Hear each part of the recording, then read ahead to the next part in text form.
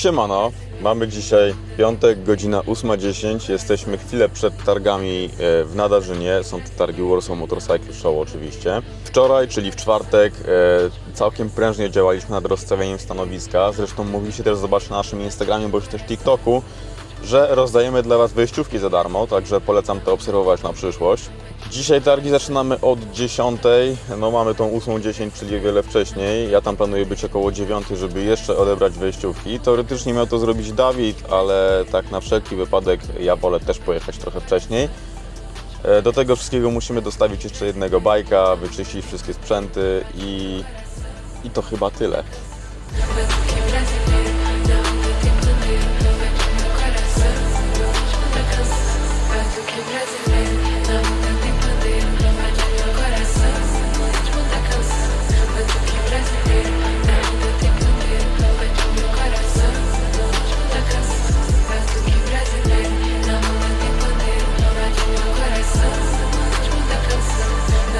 Piątek na targach zazwyczaj jest dniem luźnym i dokładnie tak nam minął ten dzień. Niemniej nasze stoisko cieszyło się zdecydowanie dużym zainteresowaniem i dziękujemy każdemu, kto się na nim zjawił. W tak zwanym międzyczasie wpadł do nas Taba, a więcej zobaczycie na jego kanale. Piątek był też dniem, gdzie mogliśmy spotkać się również z Wami, bo jeśli nie wiecie, to zarówno na naszym TikToku, jak i na Instagramie rozdawaliśmy dla Was darmowe wejściówki właśnie na targi w piątek. Jeśli nie chcecie przegapić takich akcji w przyszłości, to zapraszamy Was do obserwowania naszych profili. Link zarówno do TikToka, jak i Instagrama macie poniżej w opisie.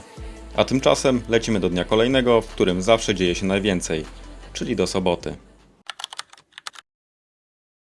Siemano, dzień drugi targów Warsaw Motorcycle Show.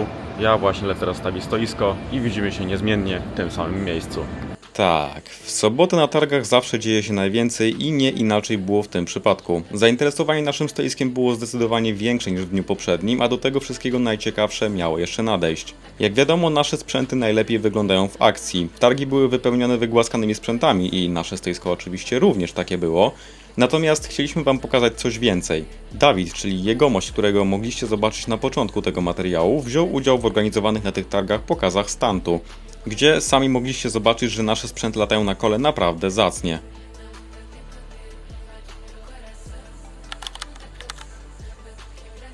No i słuchajcie, mamy dzień trzeci targów, godzina 9:22, także dosyć wcześnie. Targi otwierają się dla odwiedzających o 10. Wczoraj było naprawdę dużo osób, także nawet nie było czasu za bardzo nagrywać. Dzisiaj zobaczymy, jak z tym będzie. Także zobaczymy, jaki dzisiaj będzie ruch, oby jak największy. I ruch zdecydowanie był duży, praktycznie porównywalny z tym, co działo się w sobotę. A Dawid ponownie wkręcił się na pokazy stuntu, gdzie ponownie mogliście zobaczyć nasze sprzęty w akcji.